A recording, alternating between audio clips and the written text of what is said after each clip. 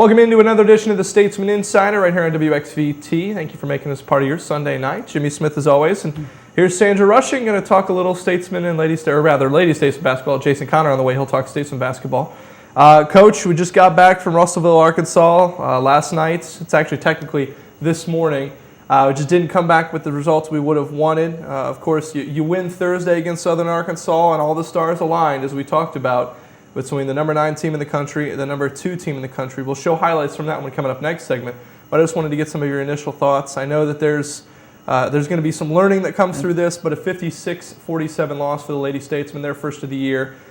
Silver lining, I guess, in the whole thing. What would you say? Well, of course, I'm disappointed with the results. I thought that we played a really solid first half and did some things that we needed to do. Second half, they cranked up their intensity, and I don't think we met that. But one loss doesn't determine your season, and it's how your team comes back and how they respond. And hate to say this, but we were probably due. As a coach, you hate to say it, but I don't think we played a very good basketball game against Southern Ark on Thursday night. And with a team like Arkansas Tech, you have to have time to prepare, right. And we didn't really have a lot of time to prepare.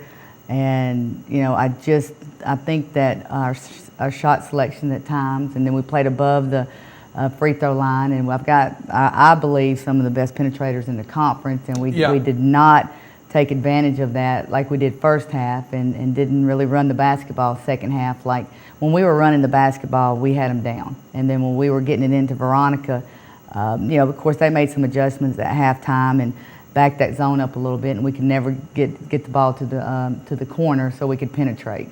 Well, she had 11. Veronica Walker did in the first half. She ended up finishing with 28 and 18, so she had more in the second half, even with those Arkansas Tech adjustments. But I know what you said immediately after the game is the penetration completely went away. You have 3 of the best that I've seen in this conference, in Bug Cooper predominantly. Your freshman John-C. Sanders can round the corner, and so can Jessica Collins. And that kind of just seemed to go away. Arkansas Tech kind of loaded for bear up top and took care of that. And they let Veronica Walker beat them, but in turn, you weren't able to beat them. Right. And like you said, you take away that penetration, and I really don't know why we didn't penetrate, and, not pushing the basketball. That is something. See, I know our strengths and I know our weaknesses. Right. And, I'm with these players day in and day out every day. And being 15-0 was great. We're 15-1 now, and I guess we're 15-1, right? I guess. Yes. Yeah, okay. And they all blend together. One of the problems that we have, and people have figured this out as we go along, is our post defense is not very solid. Last year we had seniors that could come in and relieve the pressure from Burr, and put like Courtney Wilson or Kirsten or Renita Jones in my post. Was pretty solid there, and we've got to improve on that. But I really don't have an answer for why we did not penetrate, and that's one of our strengths, and I really don't have an answer. Well, let's talk about that post defense. You took on 2 of the better post players in the GSC this week, Southern Arkansas's Kamaria Hobbs, and you took on Jessica Weatherford from Arkansas Tech last night. Let's talk about Hobbs. It's seemingly the offense in the second half for Southern Arkansas was give her the ball, everyone else run away, and then it's one-on-one with Veronica Walker. Right.